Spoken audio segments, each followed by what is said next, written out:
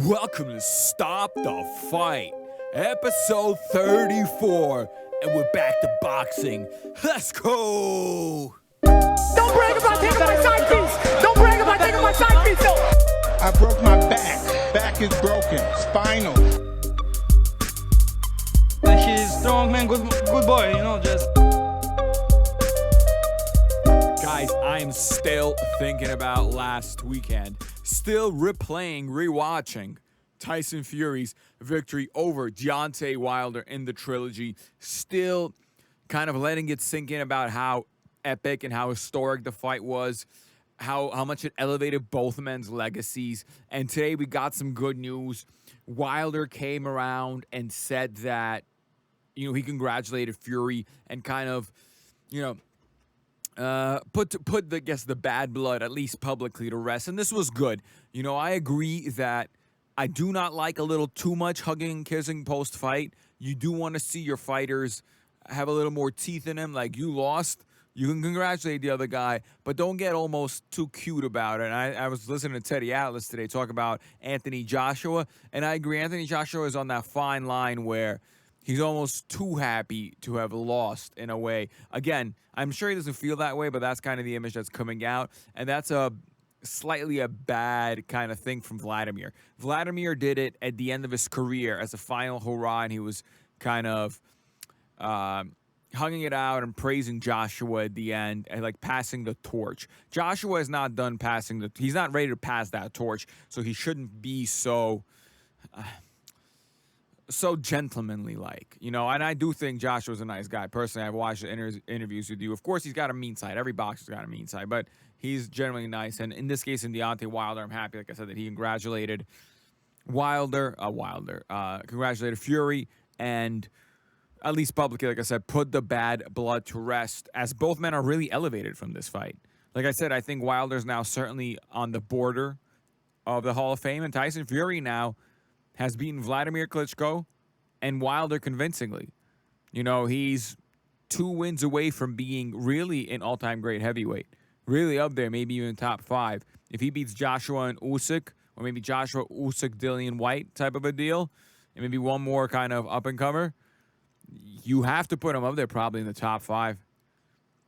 Almost certainly. But whatever. I don't want to talk about Tyson Fury, Dillian White, Tyson Fury, Deontay Wilder much anymore. I mean, of course I do, but this is not what you guys came here for. We're going to talk about this weekend's action. And we have the Mikey Garcia fight. Now, I'll be frank here. Mikey Garcia is fighting who? He's fighting Sandor Martin, which is a fighter from Spain, which is cool. Sometimes, a little aside, I like seeing Spanish-speaking fighters fight someone from Spain. I always wonder if there's, maybe some additional historical animosity. Well, I'm sure probably there isn't, but nonetheless, sometimes I like to view it historically as, the Aztec warrior with Mikey Garcia fighting against, the conquistador from Spain in Sandor Martin. But again, I don't even think Martin would consider himself that, because Martin is from Barcelona. To those who don't know, Barcelona is Catalunya. It's a kind of almost, it's like a breakaway region from Spain. It's part of Spain, but they want independence. So I don't even know how Spanish he truly would feel. He probably feels more Catalan. But again, this is tangential. So let's talk about Sandor Martin. I know nothing about him except that he wound up losing to Anthony Yigit. And if we saw anything, if we can base anything on that, we know that Yigit, while an interesting fighter, does not seem to be anywhere near Mikey Garcia's caliber. So Sandor Martin being 38-2-0 with 13 knockouts, no defeats coming by way of knockout. He's in for a little bit of work against Mikey. I believe one of the ways you got to beat Mikey is you got to be stronger and bigger than him. And I think we saw that with Mikey Garcia against Errol Spence Jr. Errol Spence was just a bigger, stronger version of himself. It was a big man beating a little man. And he beat him quite convincingly. I think it was almost a shutout, if not a shutout. The fight was very uncompetitive, and I kind of felt bad for Mikey. Almost after a while, I get challenging yourself, but Mikey Garcia has always had that problem. He seemed to be quite exceptional 125, 126, 130, 125, 126, 130. When you get to 135, still exceptional. But anything above that, and Mikey, well, he looks kind of pudgy. It looks like he is not at the weight class that he needs to be at. So, he's 30. He's 33 years old now, Mikey, 5'6", 40-1 with 30 knockouts. He's got bop.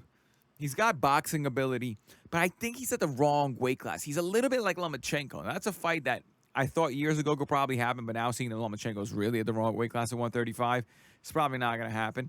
And Mikey Garcia at 147 certainly seems to be at the wrong weight class. He just does, and I wonder if this is going to affect him going forward. Like you view him as like a great fighter. Is Mikey Garcia a great fighter based on resume and who he's beaten? Well, he's beaten Jesse Vargas, Robert Easter Jr., Lipinets, Broner, Lachinin and stuff like that, Roman Martinez, Juan Manuel Lopez, Salido. But those were down there. Those were, it seems like Mikey Garcia is this Hall of Fame bound fighter at the feather and lightweights, and kind of by the time he gets to 140, something is not the same. Even in the Lipinets fight, he won that fight, even knocked down Lipinets, but he didn't look, even at 140, like a particularly great fighter. Like, this is going to be the same fighter as you saw him at 126. So when we look at him, and now fighting against Sandor Martin, you got to ask yourself, like, does he still have the heart in him? This is going to be his second fight in almost 2 years. He fought in the beginning of 2020. So this is going to be now, like I said, nearly 2 years apart, 20 months apart between fights. For a fighter, that's a long time, guys. That's a long time between fights. 21 months, actually. And you have to, at this age, fighting kind of no names and long breaks, you do have to ask yourself, is Mikey Garcia, or does Mikey Garcia still want to take boxing as seriously as he did before? Does he even like the sport? There are many pros, if you ask, and you'll read interviews about guys who tell you honestly they don't like fighting at all. They hate boxing. They hate fighting. George St. Pierre in MMA talks about it. He hates it. He doesn't like it at all. He's gonna wait to retire. Is maybe Mikey in that same state?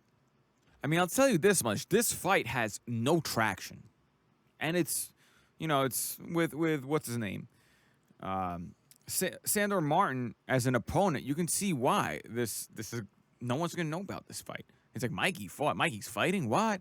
Like on DraftKings, I don't even see like odds for this fight. Whatever they are, I wouldn't even take them. It's like I said, a fighter that loses to Yigat is not gonna lose to Mikey Garcia. I mean, it's not gonna beat Mikey Garcia. Mikey's not gonna lose to a fighter that lost to Yigat. It's just not gonna happen. I don't care how undertrained or whatever Mikey is, or how much his heart is not in. I just can't imagine seeing it. Not with a guy with 13 knockouts. Hey, this isn't gonna happen. You need something to keep Mikey at bay, like Earl Spence did. Without that, Mikey Garcia is gonna come to you. He's gonna do what he wants to do, and he's probably gonna stop you. He's probably gonna stop you. So again, like I'm just taking a look at the last few guys that Sandor Martin has fought prior to Mikey. He fought someone named K. Prospier, who was 14-1-1 before then. He fought against Nestor Maragia, who was 8-9-1. Do you think a guy who fought someone who was 8-9-1 2 fights ago is going to have any chance against Mikey Garcia, who's fought like world championship caliber fighters for the better part of the past 10 years? No chance, right? Exactly. So I don't even know where the odds are, but I would absolutely not take the underdog here under any circumstances. If the under odds are good, I would consider the under odds. I can't imagine. Again, not financial advice. Guys, please, not financial advice. You're your own people. You make your own bets. Again, so like I said, if you guys see a good under, I would probably take that. Other than that, I wouldn't even smell the underdog. Next, we have a fight on Friday, actually. A fight on Friday. This is Emmanuel Navarete versus Joe Gonzalez. Now, we saw, at least I saw Joe Gonzalez last fight against Shakur Stevenson, in which he was thoroughly outclassed by Shakur at the same weight class. They're fighting now 126. Now, that does not tell us anything about this fight. Before anyone starts saying, oh, but Shakur Stevenson was able to do whatever. Guys, Shakur Stevenson, first of all, is an immense talent. He was much taller than Navarete. At least I'm remembering it that way. Let me just quickly double check. Yeah, Shakur Stevenson and Navarete are exact same height. But, he fights taller than Navarete does. It's just a completely different fighter. I expect this to be a slugfest. I do expect Navarete to win this. Navarete is a very, very, very good fighter. Remember, his only loss came by unanimous decision early on in his career. He lost a 4-rounder to Daniel Argueta. And since then, he's kind of beaten everyone. Massive amount of knockouts. We last saw him against Christopher Diaz. He did a great job there. Very good fight. He was kind of winning the entire way through. And kind of stopped him in the 12th round. Before then, he took Ruben Villa to a decision, and before then, he just a string of knockouts. He's 34-1 with 29 knockouts, guys. That's a large clip, 82%. I fully expect Navarete to win, and the odds are, again, pretty wide in this fight. They are going to be plus 340 for Joe Gonzalez and minus 450 for Navarete. Now, I don't like Joe Gonzalez here because, again, as I've explained many times before, when you fight a power puncher, a lot of times like Navarete, you either got to blow him out or you got to be able to outbox him. Now, in order to outbox, and I mean heavily outbox, a fighter like Navarete, you need to be the caliber of a guy like Shakur Stevenson. And we've seen Joe Gonzalez with a fighter the type of the type of boxer that is Shakur Stevenson. Now, Joe Gonzalez was nowhere near that caliber of boxer. Unfortunately, but it's true. He's nowhere near that caliber of boxer. So when we look at the lines, you have the over 10.5 and under 10.5 are both at minus 110. Basically what that means, again, guys, is you bet $110, you win 100 back. So it's almost kind of like a 2x your money type of thing. Almost, right? So obviously, if I were to bet, I'm probably going to sit this fight out. I have some bets in hockey and stuff like that going on this weekend. But if I was to take a bet here, and I still may, of course, you guys know I'm. If I end up in a position to take a bet, I will do it. I like the under here. I think you can safely take it. Again, minus 110. And another thing is, if you want, you can take Navarete to win by KO, TKO, or DQ at minus 115. But at that point, you may as well take the under and get coverage both ways because 10.5, guys, is the middle of the 11th round. If Gonzalez gets lucky, or if he wears him out, he'll probably do it by that point. I mean, obviously, anything can happen in boxing and knock out in the last second. Talking about what's it called? Julio Cesar Chavez, Merrick Taylor fight. The last second, anything can happen. But I think taking Navarete here by KO at minus 115, that's worse odds than just taking the under. And the under also covers Joe Gonzalez in case he wins and some miracle happens. So if I do find myself in a betting position, I may throw a couple of quarters on the under. I think it's very reasonable here. Again, Navarete is the bigger fighter, so there are a lot of structural disadvantages for Gonzalez as well. He's not the power puncher. He's a smaller fighter. He doesn't have the boxing ability that you would need to even have a chance against Navarete, or if you want to stay away from his power. So all this, I think, leads to an early night for us. And, if you're asking me what I would do, I would take the under at minus 110, under 10.5 rounds. Yep.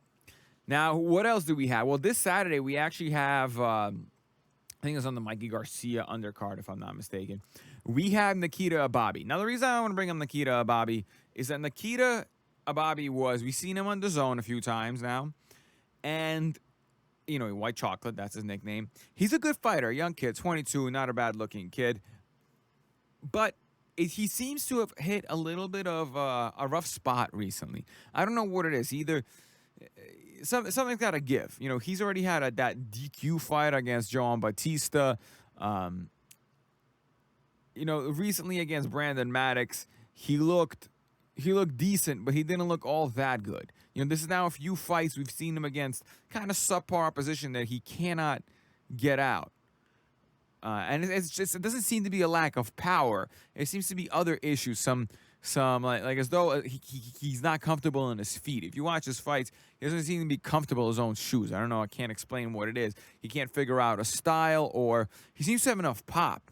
You just watch the fight. He seems to be heavy-handed enough. He's got the right height for middleweight. I think maybe he's still growing into his body. Sometimes happens. Eastern European fighters, you see kind of maybe they mature a little bit later. They're still very much boys at 22. Sometimes I noticed. So his body looks like it's like a boy's body. You can tell like his muscle hasn't become that solid man muscle yet at 22. So maybe he needs a little bit more maturing. Maybe he'll get better. So I'm actually excited to see Nikita over here against Sony Dvorson, who was 11-4 with 8 knockouts and 1 defeat coming by way of knockout. He's 31 years old, significantly older, but he's got a little bit of pop. And we've seen Ababiy get hit a couple of times now. So I think we're going to see a little bit of a chin test for Ababiy. I think he's going to get clipped here. Again, unless, of course, he does come and surprise us and he's on his A game and just blasts him out, which he may also do as well. And finally, I want to talk about the Breidis fight. Marius Breidis. Calling Marion. Marius Breidis versus Artur Mon. Now, again, guys, the odds here are insane. Minus 3,000 for Breidis, plus 1,200 for Mon. It is, I think I've spoken about it before. Mon is 17-1 with 9 wins by way of knockout, 1 defeat coming by way of knockout. And Marius Breidis almost does not even need an introduction. 27-1 with 19 knockouts. Guys, I wouldn't even really put any money on Mon. Again, not financial advice. You make your own bets. But this Marius Breidis is the best cruiserweight outside of Usyk. And he gave Usyk a superbly tough fight when they fought. And we're talking about the Usyk that just beat Joshua. So, I don't think Artur Mon has any shot here whatsoever. Not to mention that recently, he had a string. Breidis had a string of these kind of wins. He wound up beating De La Sierre, who was 11-1 at the time, Mikalayan, who was 23-1, Glukowski, who was 31-1, and Dorticos, who was 24-1. He literally came right back in after Usyk and beat like the entire gambit. He is the champ at cruiserweight. Nobody's touching him. He really actually was even up at heavyweight against Manuel Char, knocked his ass out cold. Guys, this isn't even a fight in a way. Like Brady's not, the only thing he needs to consider is whether he's going up to heavyweight. Now, I am not keen on him going up to heavyweight. He's a little bit shorter than Usyk, and yes, while he did give Usyk a hard fight, I think he gave Usyk a hard fight at 200. As you saw with Usyk, it took a little bit of time for him to get used to the heavyweight frame. It takes a little bit of time. You put on 20 pounds, 15, 20 pounds of muscle, or right around that. You're different in that frame. It takes a little bit of time to get used to it. I think Brady's is now, he's a little too old, I feel. I think cruiserweight is his thing. I think he should stay there. I don't see how much success he would have at heavyweight. He's 36 years old, so I just don't think that he needs to go up to heavyweight. I think he should just stay in cruiserweight, become the guy at cruiserweight. I think he's bordering the Hall of Fame at cruiserweight anyway for cruiserweight. Hall of Fame greatness at cruiserweight because again he's beaten everybody but Usyk, who's now turning out to be a generational fighter. So again, let him stay down there. Artur Mon has no chance. And boys, that is going to conclude this week's Stop the Fight. Again, I'm going to watch these fights. Nice, we got the Friday, guys. Remember, the Navarete fight is on Friday. The Breidis fight and the Mikey Garcia fight is on Saturday. So we get 2 nights of boxing. There's actually even something on tonight. I'm going to check it out. I think it's on ESPN+. Anyway, that's going to do it for me. It's over. I'm going to go home and break my wife's hip. Don't brag about taking my side piece. Don't brag about taking my side piece, though. I broke my back. Back is broken. Spinal. He's strong, man. Good boy. Just.